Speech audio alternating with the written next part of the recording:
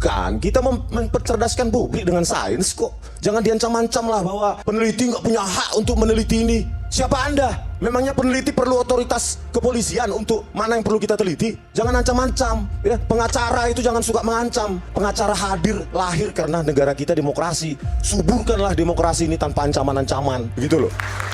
Berikutnya, kenapa kita mempertanyakan kredibilitas Mabes Polri bahwa itu bukan hasil akhir absolut terhadap sains? Bebas-bebas saja berpendapat, karena di dunia ini tidak mungkin kita mendapatkan kebenaran absolut. Saya berdoa dan berharap jangan sampai kita kehilangan sarana media untuk hak kita right to know apakah ijazah itu palsu atau tidak. Saya berharap apakah itu di Pengadilan Negeri Surakarta, di Pengadilan Negeri Sleman, atau di Pengadilan Jakarta sini harus ada jawaban yang pasti, precise, concise bahwa ijazah itu asli atau palsu. Itu harapan saya. Ini referensinya salah semua. Nah, saya menyarankan Anda tidak terkecoh dengan dua pernyataan dari dua tokoh yang cukup ramai diperbincangkan, Rismond dan juga Refli belakangan, terutama dalam kisru ijazah Pak Jokowi. Tentu, sebagai seorang pengamat dan sebagai orang yang ahli hukum tata negara, Refli biasanya menjadi patron bagi kebanyakan orang untuk belajar hukum. Tapi sayang sekali, nampaknya pernyataan dia tadi itu perlu dievaluasi. Demikian juga dengan seorang Rismond Sianipar, ada kalimat offside dan pemikiran yang sesat yang seharusnya ini kemudian kita bantah bersama. Kita bahas.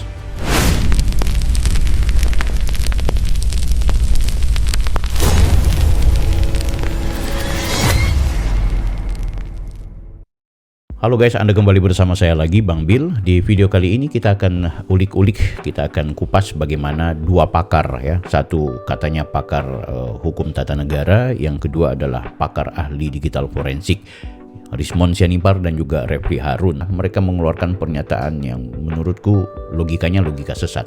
Tapi bukan aku yang bantah saja. Yang akan bantah di sini adalah pertama Pak Susno Duaji sebagai orang atau mantan petinggi di Polri, dan yang kedua adalah ada salah seorang lawyer ahli hukum pidana forensik.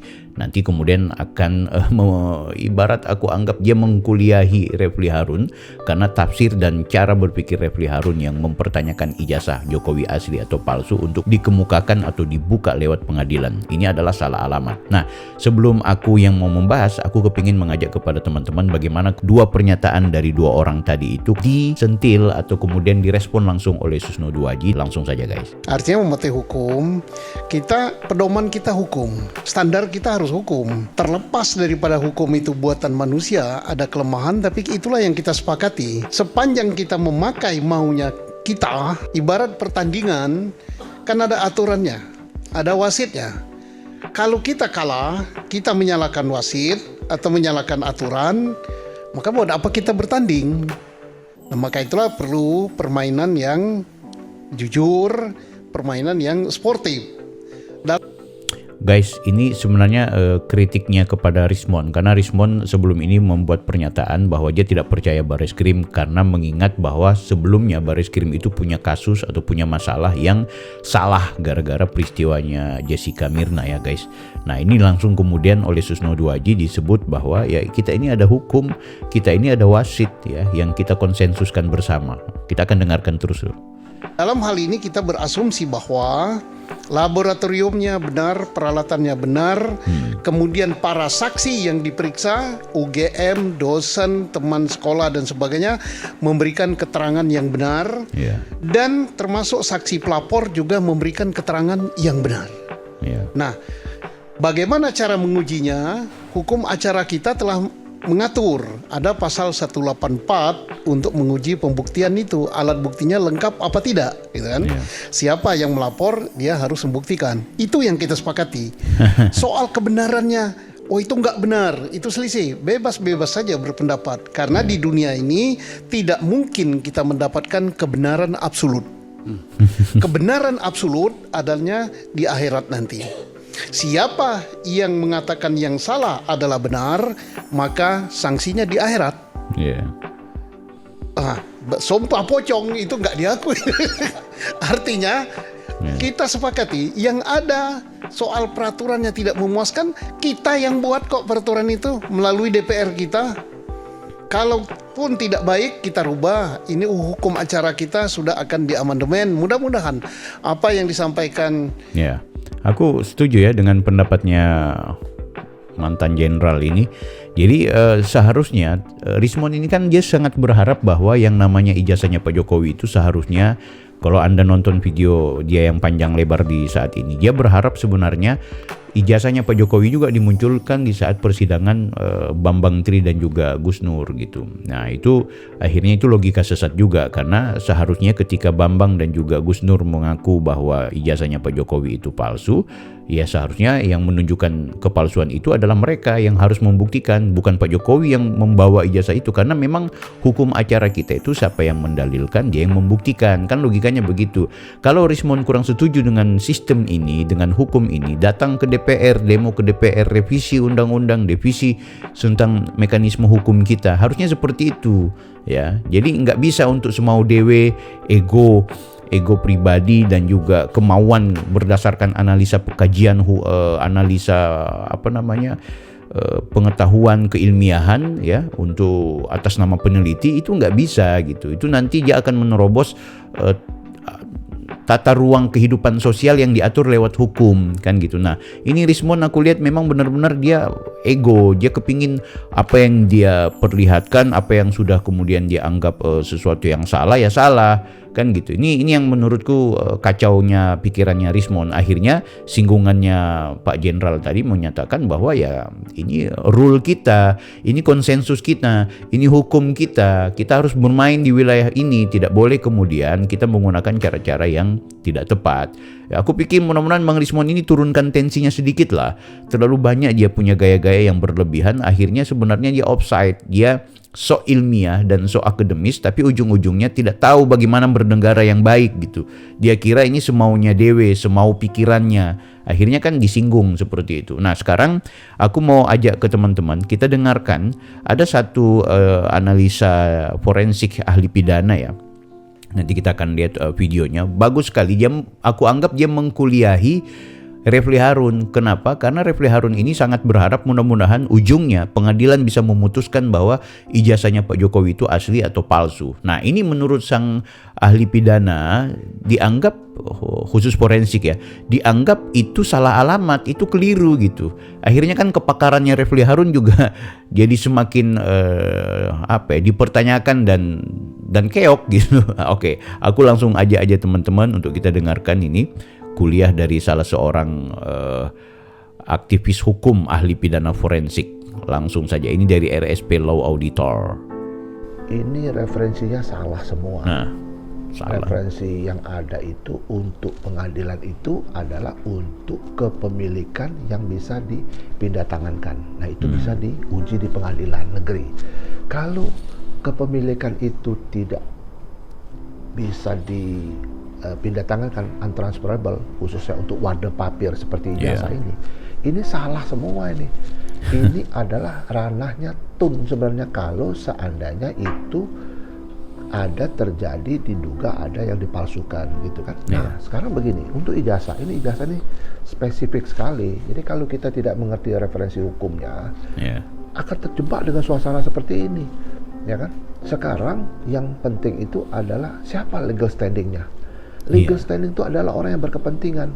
Kalau itu wadah papir tidak bisa ditransfer seperti halnya kita tahu ijazah itu nggak bisa ditransfer karena diberikan setelah menempuh jenjang mekanisme yang sudah ditentukan oleh undang-undang. Jadi dia belajar sekolah, dia bayar SPP, dia menulis ini, skripsi dan sebagainya. Dan itu dilakukan di sidang senat gitu. Senat dari fakultas itu menguji skripsinya atau disertasi atau tesis itu ya, kalau untuk tingkat-tingkat S2, S3 itu baru diberikan ijazahnya itu. Ijazah itu nanti disahkan oleh dikti. Nah, dikti ini juga tidak memiliki kewenangan untuk menentukan benar tidaknya ijazah itu, tidak. Yang menentukan itu adalah di repotoriumnya fakultas, di repotoriumnya universitas yang mengeluarkan ijazah itu. Kok pengadilan? Ini yang kita dudukkan dulu persoalannya. Itu yang pertama. Yang kedua, bagaimana ini bisa dipermasalahkan tanpa ujuk-ujuk dan sebagainya itu. Yang bisa dipermasalahkan sertifikat itu adalah ketika dia melamar kerja nih. Setelah melamar kerja ternyata dipalsukan ya ijazahnya, dicurigai palsu gitu. kan dimintain legalisasi. Legalisasi bisa saja dipalsukan juga kan. Oke, dimintakan kepada instansi ataupun universitas yang mengeluarkan ijazah itu. Kalau universitas itu mengatakan kami tidak mengenal ijazah ini, itu totally palsu. Fake. Itulah yang disebut dengan dalam teori hukum itu adalah falsehood secara substansi. Karena ada 3 teorinya seperti yang saya sebut dalam video-video yang lalu itu ya. Ada intellectual falsehood ya, ada namanya material falsehood atau substansi falsehood, yang ketiga ada formal falsehood. Jadi kalau kita lihat hiruk pikuk masalah jasa ini, menurut saya ini salah kaprah semua ini. Pengadilan tidak punya kewenangan untuk menentukan ini sah atau tidak, karena ini bukan kewenangannya pengadilan. Pengadilan itu hanya mengadili apabila ada sengketa kepemilikan terhadap objek yang bisa ditransfer ataupun yang bisa diperjualbelikan atau dipindah tangankan. Contoh sertifikat. Nah, itu kepemilikannya bisa itu diuji di pengadilan negeri, tapi untuk administrasinya ditun seperti itu. Nah, subscribers ini heran. Tapi karena keheranannya ini tidak mencapai satu jawaban, ya inilah jawabannya ya. Kalau mau berbicara teori hukum, ya seperti itu. Warde papir itu ada 2 macam, ada yang transferable, ada yang non transferable. Warde papir transferable itu ya contohnya saham ya kan, warrant ya kan, surat-surat berharga yang sudah dilakukan mekanisme yang sudah ditentukan ya. Misalnya juga terhadap surat-surat berharga yang ada di pasar modal itu kan, surat-surat yang berkenaan dengan bisnis ya, surat utang ya, surat segala macam itu, tagihan dan lain sebagainya. Ini yang bisa diuji di pengadilan. Kalau yang namanya ijazah, namanya KTP, bukan kewenangan pengadilan itu kewenangan tata usaha. Kalau seandainya yang bersangkutan merasa dirugikan, contoh misalnya yang melamar kerjaan tadi, atau mungkin pihak instansi pemerintah yang mengeluarkan, contoh lurah merasa kok ini bukan produk kami, nah lurah bisa tuh memproses itu, gitu. Jadi bukannya sembarang orang, karena itu sifatnya sangat privat. Saya ulangi, sangat privat. Jadi tidak bisa sembarang orang bisa melihat itu. Ijazah saya, ya kan, tak boleh sembarang orang bisa lihat gitu. Orang yang berkepentingan aja yang melihat gitu ya, seperti itu. Nah, seperti apa yang dikatakan oleh Profesor Jim Lee itu benar ya. Itu masuk dalam hukum administratif resprah gitu. Benar Profesor itu ngomong. Ya kalau mau dipermasalahkan ya bisa saja seperti ya Jim Lee itu ngomong ya. Ijazah saya juga tertulisnya ACDQ pakai Q. Waktu saya surat nggak tahu surat apa, saya kurang jelas juga tuh, kata beliau tuh ngomong ya ditulis pakai K, ACDQ gitu loh. Tapi kan itu kan di dalam ilmu administrasi, hukum administrasi kan ada namanya minor discrepancy, ada major discrepancy. Kalau itu minor discrepancy, diverifikasi, dikoreksi, ada tindakan-tindakan korektif, itulah namanya minor discrepancy. Tapi kalau major discrepancy berarti itu sudah menyangkut substansi. Ini yang bisa dipidana. Seperti itu. Contoh misalnya orangnya beda, ya kan, terus memakai itu substansi, itu bukan minor ya, itu major discrepancy. Nah, ini yang mau saya sampaikan. Jadi hiruk pikuk ini satu tempo menurut saya ini membingungkan masyarakat dan teorinya salah itu. Ya, saya sudah berkali-kali ngomong ini salah teorinya itu. Ya, mudah-mudahan ya cepat aja selesai ya. Tapi putusan yang diberikan oleh pengadilan itu tidak bermakna apa-apa karena tidak punya kewenangan, ya kan? Seseorang mendapatkan ijazah itu dia sudah memiliki kapasitasnya dan itu melekat sampai meninggal, sampai habis. Meninggal selesai itu ijazah itu ikut persis seperti putusan selah, ya. Putusan selah memberikan konservator berselah sampai pada putusan akhir itu melekat terus. Nah, persis itu ijazah. Jadi putusannya ngomong apa gini, kalau orangnya sudah meninggal dunia, ijazahnya itu juga nggak bisa dipakai. Ya kan? Betul. Tidak ada yang bisa dipakai ijazah itu setelah orang itu meninggal karena itu hak pribadi yang melekat. Saya ulang ya, melekat pada pribadi, tidak bisa ditransfer. Mudah-mudahan apa yang saya sampaikan mendapat sangat bermanfaat bagi Pak kita. Doktor. Luar biasa guys ya, apa yang disampaikan oleh Pak Dr. Robintan Sulaiman ya, SHMH MMLLM banyak betul beliau punya titel ya. Refli Harun harus belajar lagi meski Anda adalah ahli hukum tata negara, tapi dalam konteks pidana Anda juga harus kembali belajar, apalagi pidana dalam konteks forensik ya. Jadi guys, kita semua akhirnya harus mendapat satu pencerahan banyak, terutama dalam konteks bagaimana memahami kisruh tentang ijazahnya Pak Jokowi itu secara teoritis dan juga secara pengetahuan. Kita nggak bisa terjebak dengan narasi-narasi yang sok ahli yang disampaikan oleh Rismond, Roy Suryo, dan juga bahkan Refli Harun, ya, orang-orang yang anti kepada Pak Jokowi. Itu nggak bisa. Kita harus secara sadar dan secara kritis memahami bahwa yang namanya ijazah itu adalah kepemilikan seseorang yang sudah melekat sampai dengan dia meninggal dunia. Dan pengadilan itu tidak kemudian punya kewenangan untuk menentukan asli dan tidaknya. Makanya sejak awal kita udah bilang, ketika UGM menyatakan bahwa ini udah asli, ya udah selesai, nggak ada lagi kepentingan lain. Kalau teman-teman melihat bahwa UGM itu ada kong kali kong, atau ada sesuatu yang buruk, atau ada sesuatu yang menurut kalian ganjal, maka yang harus kalian lakukan adalah melaporkan UGM, ya, melaporkan UGM karena ada bukti-bukti yang kalian temukan sebagai perbuatan melanggar hukum. Itu saja, bukan Pak Jokowi. Nah, namun kita juga menyadari itu karena ini tahun politik, karena ini problem politik, karena ini tokoh politik. Maka yang menjadi sasaran tembak sebenarnya bukan UGM, sasaran tembak utamanya adalah Jokowi. Kalaupun Jokowi mendapatkan ijazah yang diterbitkan oleh UGM ternyata itu adalah ijazah palsu, maka yang namanya korban di sini Jokowi, bukan kemudian kita jadikan dia sebagai tersangka, karena yang mengedit, yang menciptakan, yang mencetak ijazah itu adalah ya UGM. Jokowi taunya kuliah, mengikuti semua proses, dia mengikuti segala hal. Ya, jadi nggak bisa kemudian kita terjebak dengan terjemahan-terjemahan yang sepihak dan memaksa seperti yang dilakukan oleh Refli Harun, yang dilakukan oleh Roy Suryo, yang dilakukan oleh Rismond Sianipar.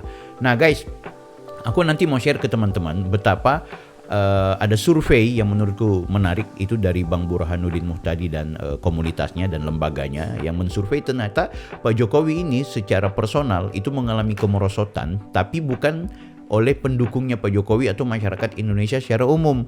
Tapi ternyata yang membuat Pak Jokowi itu tidak dipercaya ijazahnya sebagai ijazah asli, itu adalah pendukung Anies Baswedan. Kita akan berjumpa di video berikutnya. By the way, jangan lupa like, comment, and subscribe. Kalau ada yang perlu dikritik, silahkan tulis di kolom komentar. Dan jangan lupa support terus channel ini, berikan dukungan Anda. Terima kasih buat kalian yang sudah sering nyawer. Terima kasih. Tentu ini akan menjadi kekuatan dan juga performa terbaik untuk saya menampilkan video-video edukatif, mereaction video-video yang barangkali bermanfaat buat kita semua. Jangan lupa tetap waras dan pastikan kita ngopi guys. Saya Bang Bill, Offside.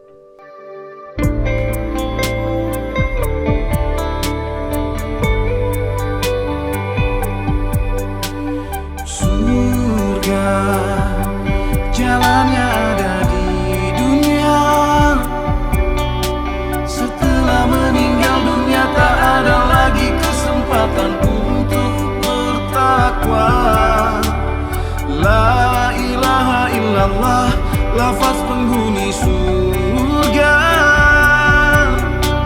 Firdaus adna ima wa darussalam muqamamu qamun amin khuldi. Golongan orang surga membaca Al-Quran, menjaga lisan.